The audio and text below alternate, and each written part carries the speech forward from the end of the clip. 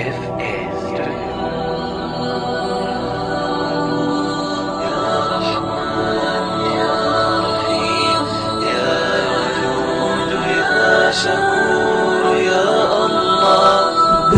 اللهم لبيك لبيك لا شريك لك لبيك إن الحمد والنعمة لك والملك لا شريك لك لبيك لبيك.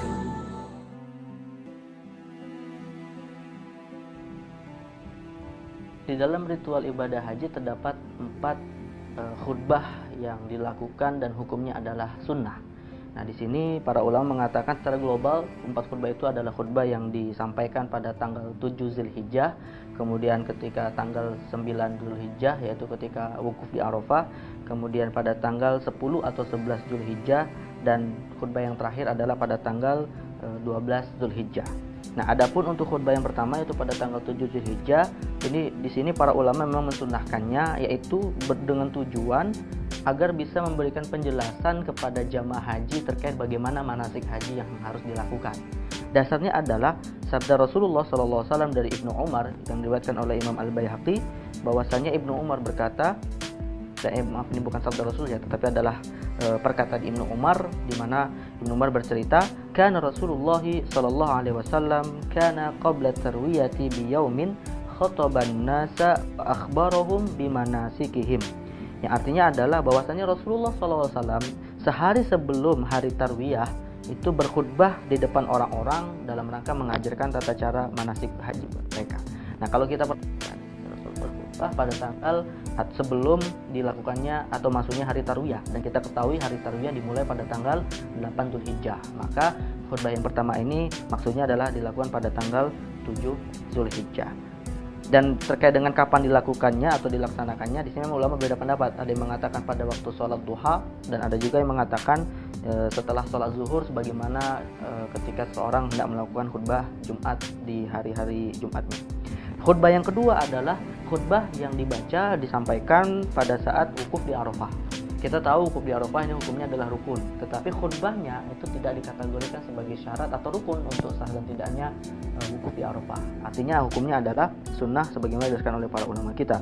Nah, di sini maka bisa kita simpulkan kalau ada jamaah haji yang tidak sempat mendengarkan khutbah di Arafah, itu tentunya bukan berarti wukuf di Arafahnya tidak sah, karena mendengarkan khutbah di Arafah ini hukumnya adalah sunnah. Adapun bagaimana tata caranya, ini sebagaimana khutbah Jumat, ada 2 kali khutbah yang diselingi dengan duduk di antara 2 khutbah itu, dan dilaksanakan dilaksanakan sebelum melaksanakan sholat zuhur dan sholat asar yang dijamak takdim sebagaimana ketentuan terkait qasar sholat dan jamak sholat di Arafah. Dan yang ketiga, khutbah yang disampaikan ketika jamaah haji melakukan mabit di Mina, yaitu pada tanggal 10, dan ada juga yang mengatakan pada tanggal 11 bulan Zulhijjah. Nah, dalam hal ini mazhab Syafi'iyah dan Hanabilah mengatakan khutbah ini disunahkan untuk disampaikan pada tanggal 10 bulan Zulhijjah, yaitu pada hari Nahar atau hari disembelihnya kurban.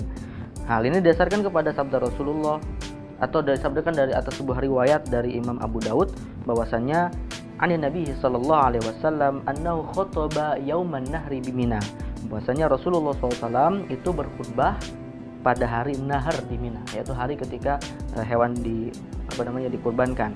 Sedangkan mazhab Hanafiyah dan Malikiyah mengatakan itu dilakukan pada tanggal 11 Zulhijjah. Argumentasi mereka adalah karena pada tanggal 11 Hijriah atau pada tanggal sebelumnya, yaitu tanggal 10 Zulhijjah, Rasulullah SAW ini dalam kondisi sibuk dalam melakukan manasik haji.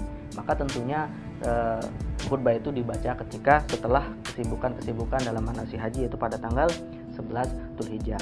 Dan yang terakhir adalah khutbah yang disampaikan pada tanggal ke-12 Zulhijjah, yaitu pada hari kedua dari 3 hari tasyrik.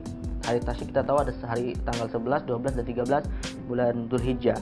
Nah, khutbah terakhir ini dibaca pada tanggal 12 Zulhijjah dalam rangka untuk menjelaskan tentang kebolehannya para jamaah haji untuk menyelesaikan ibadah hajinya dari beragam ritual yang dilakukan selama ibadah haji, atau bisa dikatakan ini adalah khutbah perpisahan, yaitu khutbah yang keempat. Dan hukumnya menurut para ulama seperti kata Imam Madzhab Syafi'i dan Hanabilah adalah sunnah.